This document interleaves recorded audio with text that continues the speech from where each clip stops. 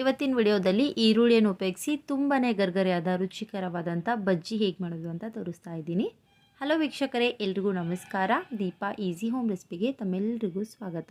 ಬನ್ನಿ ಹಾಗಾದರೆ ಮಾಡೋದು ಹೇಗೆ ಅಂತ ನೋಡ್ಕೊಳ್ಳೋಣ. ಮೊದಲು ಇದಕ್ಕೆ ಬೇಕಾಗಿರುವಂಥ ಸಾಮಗ್ರಿಗಳು: ಕಡಲೆ ಹಿಟ್ಟು, ಅಜ್ವೈನ್ ಅಥವಾ ಓಂ ಕಾಳು, ಖಾರಕ್ಕೆ ಹಸಿಮೆಣಸಿನ್ಕಾಯಿ, ಕೊತ್ತಂಬರಿ ಸೊಪ್ಪು, ರುಚಿಗೆ ಉಪ್ಪು ಮತ್ತು ಡೀಪ್ ಫ್ರೈಗೆ ಎಣ್ಣೆ. ಬನ್ನಿ ಇವೆಲ್ಲ ಸಾಮಗ್ರಿಗಳನ್ನು ಉಪಯೋಗಿಸಿ ಮಾಡೋದು ಹೇಗೆ ಅಂತ ನೋಡ್ಕೊಳ್ಳೋಣ.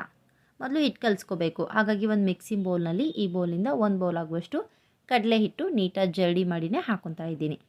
ಸುಮಾರು ಒಂದು 1/4 kg ಆಗುವಷ್ಟು ಕಡಲೆ ಹಿಟ್ಟು ತೊಗೊಂಡಿದ್ದೀನಿ. ನಿಮ್ಗೆ ಎಷ್ಟು ಬೇಕೋ ಅಷ್ಟು ಉಪಯೋಗಿಸ್ಕೊಳ್ರಿ.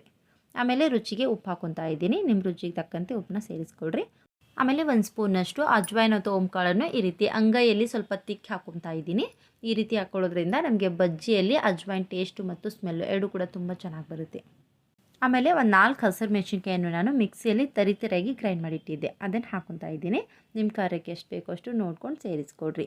ಆಮೇಲೆ ಒಂದು 2 ಸ್ಪೂನಷ್ಟು ಅಡುಗೆ ಎಣ್ಣೆ ಹಾಗೆ ಡೈರೆಕ್ಟ್ ಹಾಕೊತಾ ಇದ್ದೀನಿ. ಬಿಸಿ ಏನು ಮಾಡಿಲ್ಲ, ನೀವು ಬೇಕಂದರೆ ಬಿಸಿ ಮಾಡಿ ಕೂಡ ಹಾಕೋಬೋದು.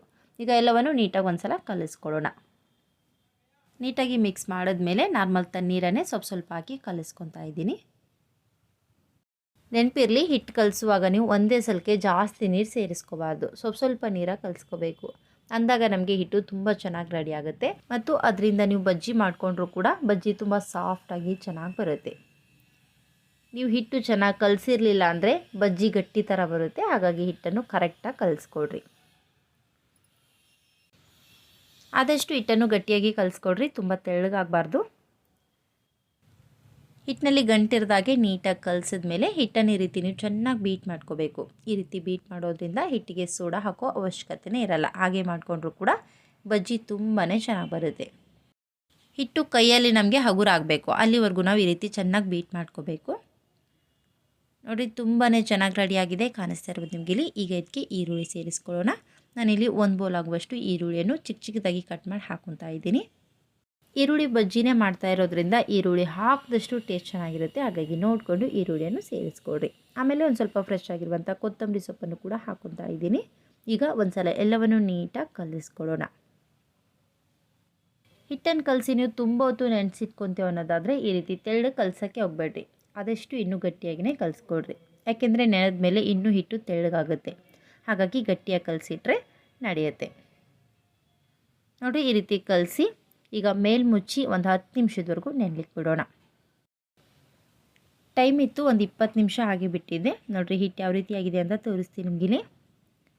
ತುಂಬ ಹೊತ್ತು ನೆನೆಸಿಟ್ರೆ ಈರುಳ್ಳಿ ಹಾಕಿರೋದ್ರಿಂದ ಬೇಗನೆ ತೆಳ್ಳಗಾಗಿಬಿಡುತ್ತೆ. ಕಾಣಿಸ್ತಾ ಇರೋದು ನಿಮಗಿಲ್ಲಿ. ಮುಂಚೆಗಿಂತ ಹಿಟ್ಟು ತೆಳ್ಳಗಾಗಿದೆ ಅಲ್ವಾ.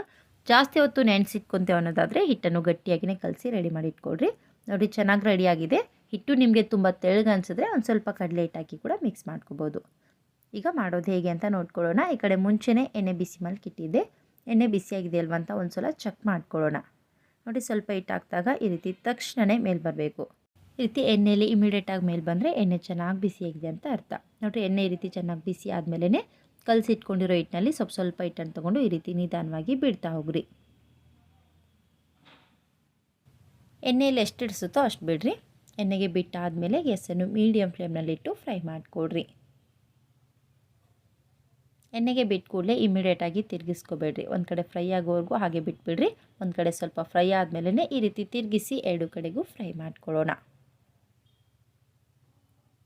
ತುಂಬ ಚೆನ್ನಾಗಿ ರೆಡಿಯಾಗುತ್ತೆ ಮತ್ತು ಅಷ್ಟೇ ರುಚಿಯಾಗಿರುತ್ತೆ. ಒಂದು ಸಲ ಖಂಡಿತ ಟ್ರೈ ಮಾಡಿರಿ. ನೋಡಿ, 2 ಕಡೆಗೂ ಗರ್ಗರಿ ಆಗೋವರೆಗೂ ಫ್ರೈ ಮಾಡ್ಕೊಂಡಿದ್ದೀನಿ. ತುಂಬ ಚೆನ್ನಾಗಿ ರೆಡಿಯಾಗಿವೆ. ಈಗ ಇವುಗಳನ್ನು ತೆಗೆದು ಟಿಶ್ಯೂ ಪೇಪರ್ ಮೇಲೆ ಹಾಕೊಳ್ಳೋಣ. ಇದೇ ರೀತಿ ನಿಮ್ಗೆ ಎಷ್ಟು ಬೇಕೋ ಅಷ್ಟನ್ನು ಮಾಡಿಕೊಂಡು ಆದಷ್ಟು ನೀವು ಬಿಸಿ ಬಿಸಿ ಇರುವಾಗಲೇ ಸರ್ವ್ ಮಾಡಿಕೊಡ್ರಿ. ತುಂಬ ರುಚಿಯಾಗಿರುತ್ತೆ. ನೋಡಿದ್ರಲ್ವಾ ಫ್ರೆಂಡ್ಸ್, ಈರುಳ್ಳಿಯನ್ನು ಉಪಯೋಗಿಸಿ ತುಂಬಾ ರುಚಿಕರವಾದಂಥ ಈರುಳ್ಳಿ ಬೋಂಡನ ಇನ್ಸ್ಟೆಂಟಾಗಿ ಮನೆಯಲ್ಲೇ ಹೇಗೆ ಮಾಡೋದು ಅಂತ. ಸಾಯಂಕಾಲ ಟೀ ಜೊತೆಗೆ ನಿಮ್ಗೆ ಏನಾದರೂ ತಿನ್ನಬೇಕನ್ಸಿದ್ರೆ ಈ ರೆಸಿಪಿನ ನೀವು ಖಂಡಿತ ಟ್ರೈ ಮಾಡ್ಬೋದು. ತುಂಬ ರುಚಿಯಾಗಿರುತ್ತೆ ಮತ್ತು ಬೇಗನೆ ಕೂಡ ರೆಡಿಯಾಗುತ್ತೆ. ರೆಸಿಪಿ ನಿಮಗೂ ಇಷ್ಟ ಆಗಿದೆ ಅನ್ಕೋತೀನಿ. ಇಷ್ಟ ಅನಿಸಿದ್ರೆ ಪ್ಲೀಸ್ ಲೈಕ್ ಮಾಡಿರಿ ಮತ್ತು ಶೇರ್ ಮಾಡಿರಿ. Thank you.